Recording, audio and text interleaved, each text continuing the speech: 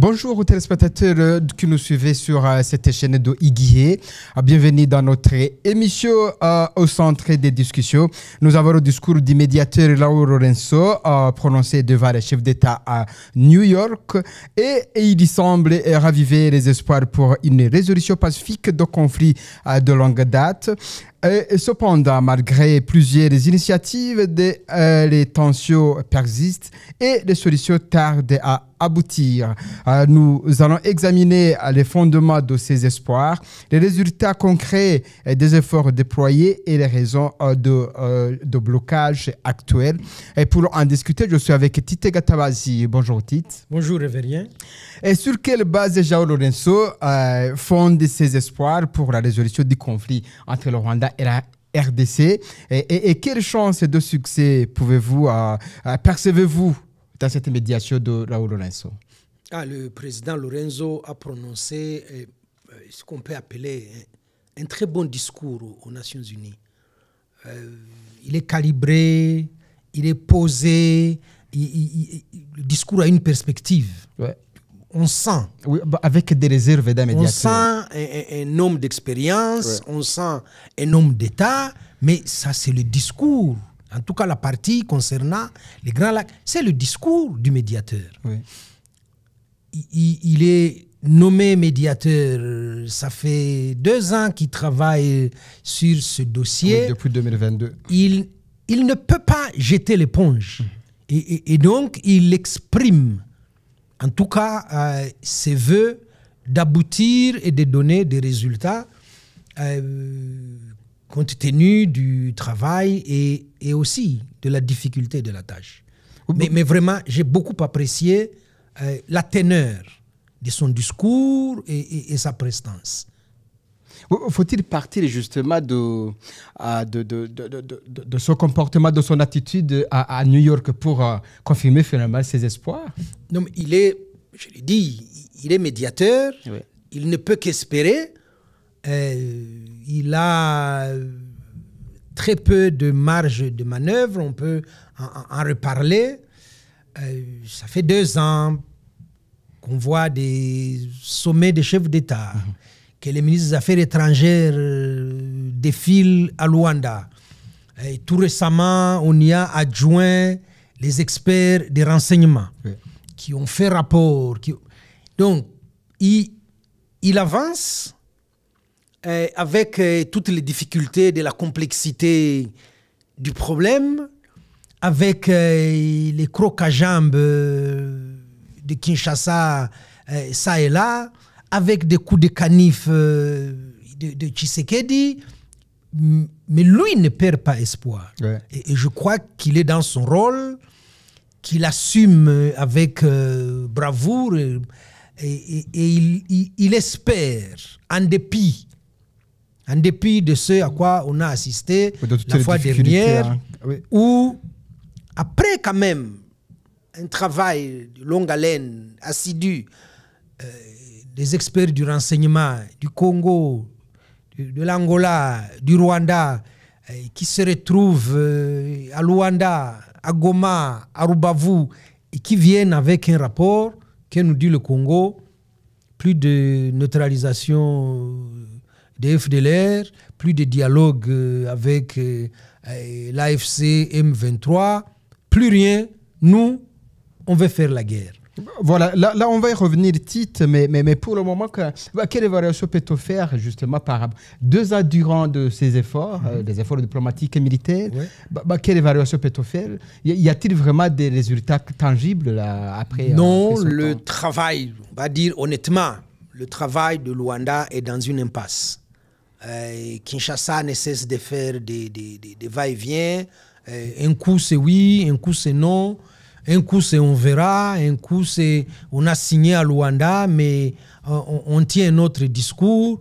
Il y a les tergiversations du Kinshasa. Tout le monde a dit on ne peut pas aboutir à quoi que ce soit sans une volonté politique. Kinshasa est de mauvaise foi. Et donc là, on va vraiment ramer pour les amener à de bons sentiments, pour les amener à s'inscrire dans la feuille de route de Luanda. Donc, on parle de résultats pour le moment, notables pour dire, écoute, dans les 2 ans, on peut parler de résultats 1, 2, 3. Il y a 2 éléments dans ce qu'on peut appeler le résultat. Oui. Le comité ad hoc de vérification, le mécanisme de vérification a été élargi à des experts angolais, congolais et rwandais. Ça, c'est un acquis de Luanda. On a le rapport, même s'il est confidentiel, on sait qu'il existe. Le rapport des experts du renseignement sur la neutralisation des FDLR. On peut supposer que dans ce rapport, on a les chiffres de la composition des FDLR, on a les emplacements, on sait à peu près ils sont où, et probablement des identités. Et c'est ça qui dérange Kinshasa, qu'on sache qu'ils ont intégré les FDLR au sein des FARDC. D'autres disent qu'ils se retrouvent même... Mais identité, qu'est-ce que vous voulez dire par là? Identité, ça veut dire, avant de neutraliser... Parce que je me dis, ils sont tous connus qu'ils sont des Rwandais? Non. Non. Okay. Ils ont changé d'identité. Il y en a qui s'appellent Kabongo, d'autres s'appellent Kakule, d'autres s'appellent Kasereka. Mais justement, le travail qu'on peut extrapoler, le travail des services de renseignement, c'est d'arriver à identifier celui qui se fait appeler Chibangu ou Kakule ou Mashimango. Là, je vous donne des noms congolais. Arriver à montrer qu'il a usurpé, ça c'est des termes juridiques, il a usurpé l'identité qui ne lui appartient pas.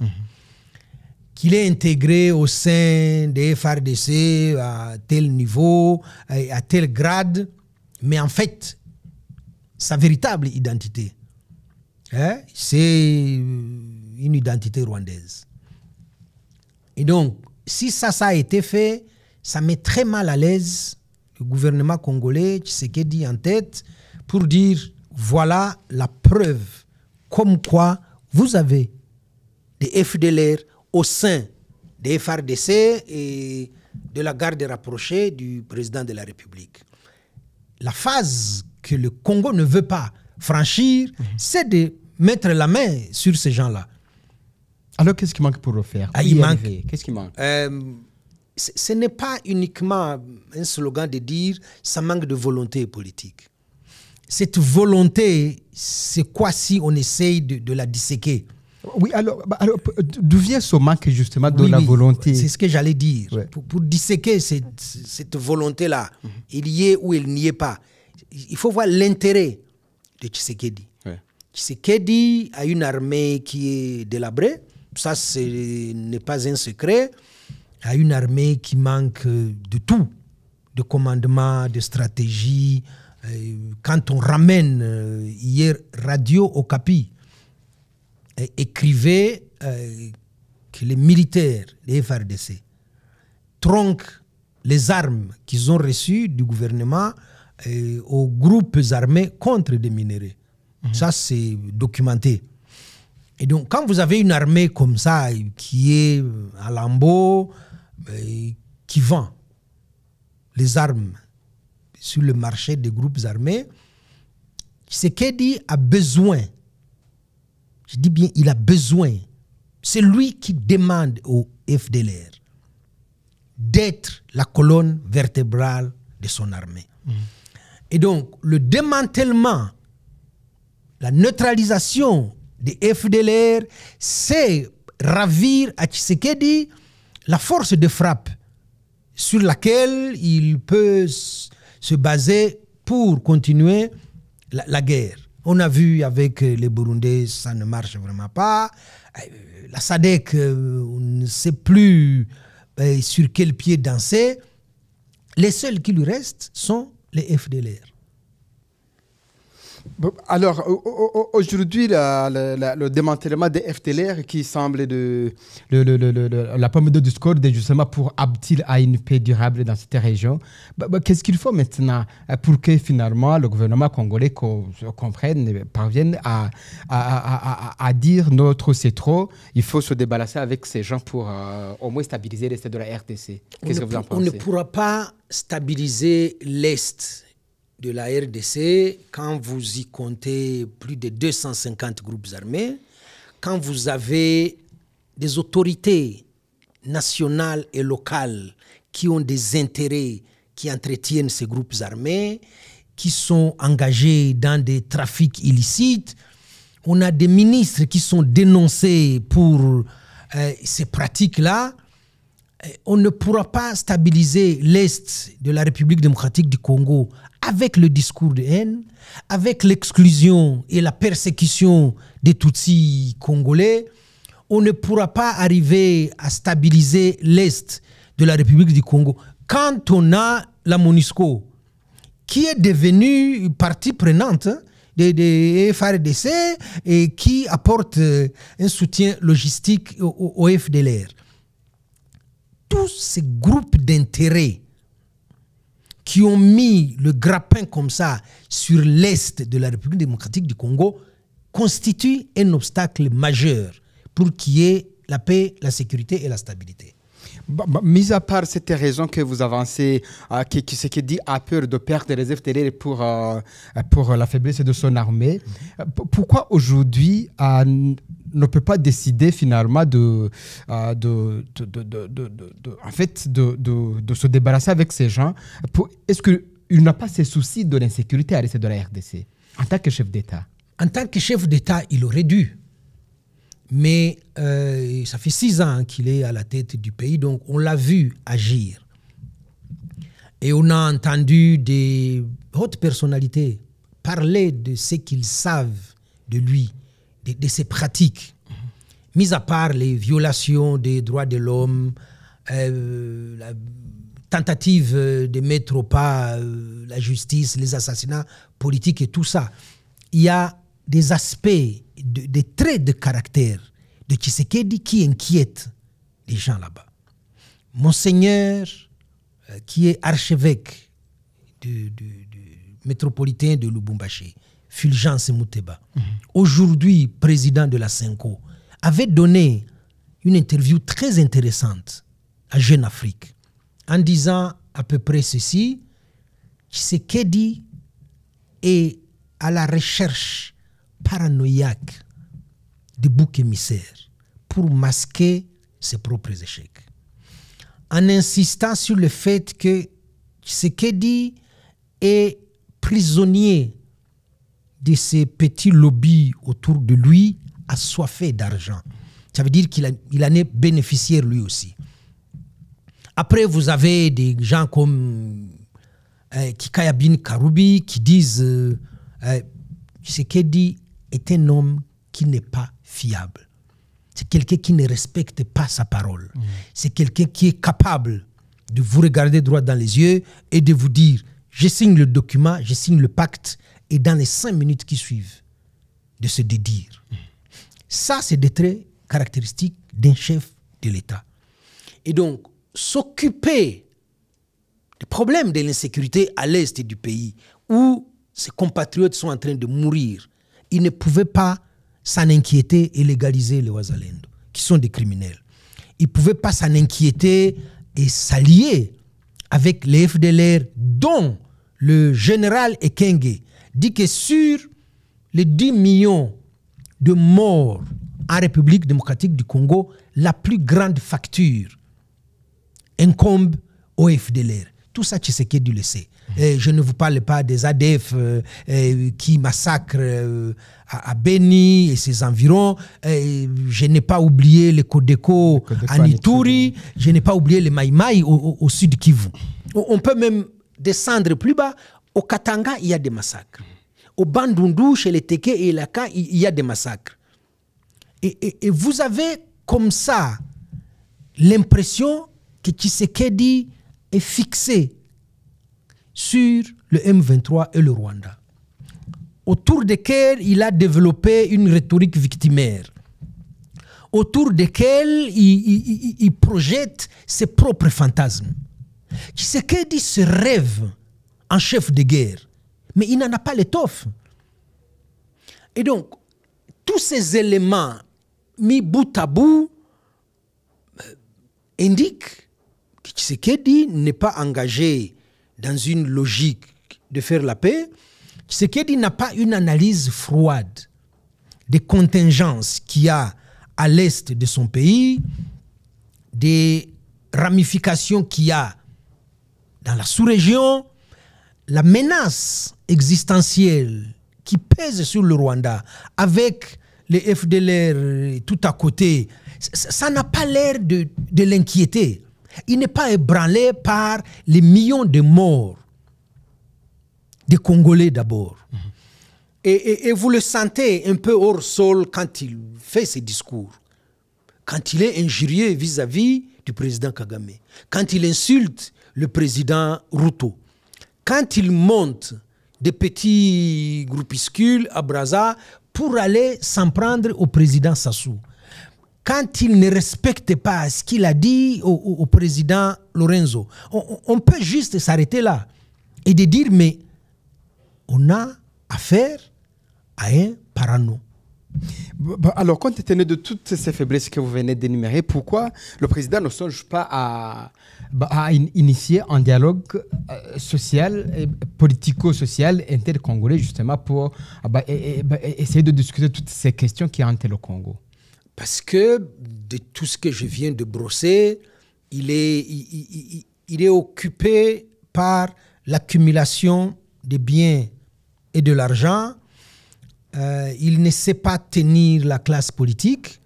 Je ne vous ai pas dit que l'UDPS aujourd'hui avait 2 têtes. On ne sait pas qui est secrétaire général attitré de l'UDPS. Ça veut dire qu'il y a des divisions au sein même du parti du président. L'union sacrée censée accompagner la vision du chef de l'État est en miettes. Et Bahati Lukwebo passe ses journées à pleurnicher. Kamere qui a échappé à un assassinat et aux aguets. Et tous ces gens qui auraient pu aider à la réflexion et à l'analyse sont pressés par le temps pour prendre le maximum de richesses qu'ils peuvent prendre et de laisser couler le bateau. Pour terminer, Tite, passons un peu sur la situation actuelle au Sud Kivu pour parler, au Nord Kivu, pardon, pour parler justement aujourd'hui de l'avancement de M23 avec toute la situation sécuritaire qui est dans son côté. Aujourd'hui, quelle est l'actualité pour terminer notre émission? L'actualité, c'est que la guerre continue. Le M23...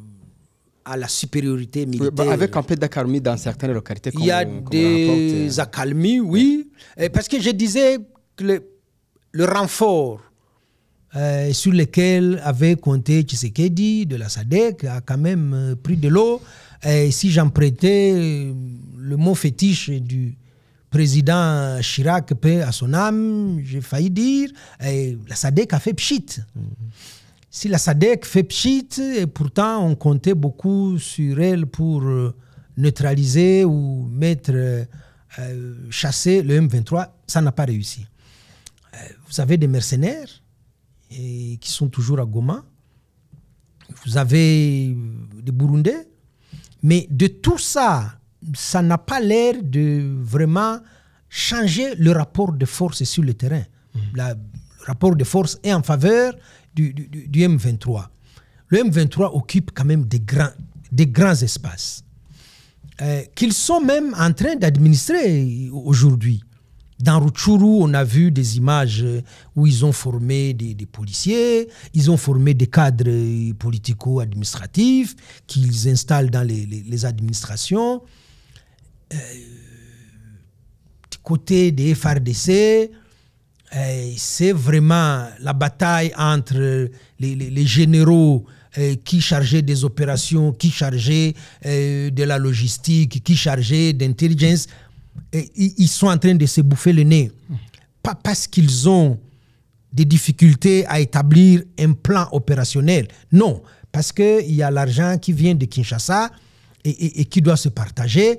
On a vu et entendu les Ouazalendo qui sont en train de massacrer les gens à Goma, la garde républicaine qui massacre les gens à Goma, qui rentre même dans les camps de déplacés pour tuer les gens, et des ministres qui viennent enterrer des corps des gens sur lesquels on ne met pas les identités. C'est un peu ça, l'actualité triste qu'il y a à Goma et dans le Nord Kivu aujourd'hui. Merci Tite Gatabazi pour votre analyse et votre update sur la situation aussi au Nord Kivu. Merci beaucoup pour votre analyse. Merci. Merci également à nos téléspectateurs, également à notre complice Nour Moussemakweri qui nous aide dans le studio pour la réalisation de cette émission. Révéré Bazikamwe était à la présentation. Au revoir, à la prochaine.